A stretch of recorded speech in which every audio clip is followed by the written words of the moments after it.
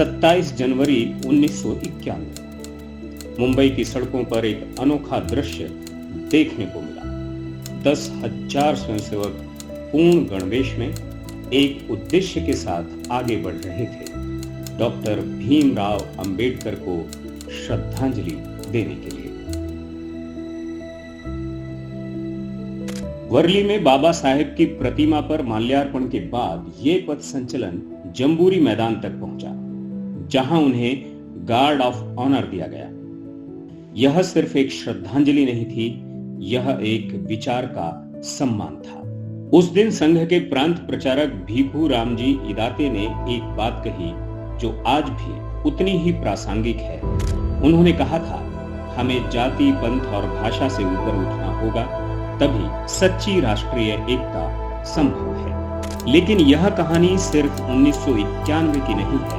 संघ और बाबा साहब अंबेडकर का रिश्ता उससे कहीं ज्यादा पुराना है। दरअसल इस रिश्ते को समझने के लिए एच.वी. शेषाद्री और दत्तोपंत ठेंगड़ी द्वारा लिखित पुस्तक एकात्मता के पुजारी डॉक्टर बाबा साहेब अंबेडकर बेहद महत्वपूर्ण मानी जाती है, जिसके अनुसार डॉक्टर अंबेडकर कई बार संघ के संपर्क में आ चुके थे।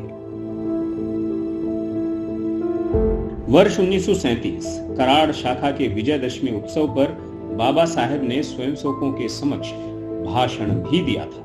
वर्ष 1939 पुणे का एक संघ शिक्षा वर्ग, जहां स्वयं डॉक्टर भीमराव अंबेडकर पहुंचे थे, वहां उनकी भेंट हुई संघ के संस्थापक डॉक्टर केशवराव बलिराम हेडगेवार जी से।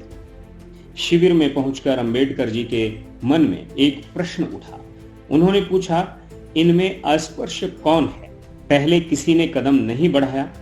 तब डॉक्टर हेडगेवार ने स्पष्ट किया कि संघ में किसी को भी अस्पृश्य होने का अनुभव महसूस ही नहीं कराया जाता था। फिर जब जातियों के नाम लेकर पूछा गया तो करीब 100 स्वयंसेवक एक साथ आगे आए। यह दृश्य सिर्फ एक घटना नहीं था, यह सामाजिक समरसता की एक झलक थी, जहां बराबरी केवल शब्दों में नहीं बल्कि व्यवहार में दिखाई दे रही थी। डॉक्टर हेडगेवार के बाद संघ के दूसरे सरसंघचालक श्री गुरुजी माधव सदाशिवराव गोलवलकर का भी इसी ओर विशेष ध्यान रहा। उन्होंने अपने जीवन में सामाजिक लोकतंत्र के विस्तार के लिए हर संभव प्रयास किए। इसलिए जब डॉक्टर अंबेडकर के प्रशंसकों द्वारा उनकी 73वीं जयंती पर स्मृति अंक निकालने की बात आई तो श्री गुरुजी ने एक मार्मिक संदेश लिखा। श्री गुरुजी ने डॉक्टर अंबेडकर को वंदनीय कहा और उनके संघर्ष को समाज के लिए एक महान उपकार बताया। अक्सर लोग इसे विवाद का विषय बनाते हैं, लेकिन सच यह है कि कई मुद्दों पर बाबा साहेब और संघ एक मत थे।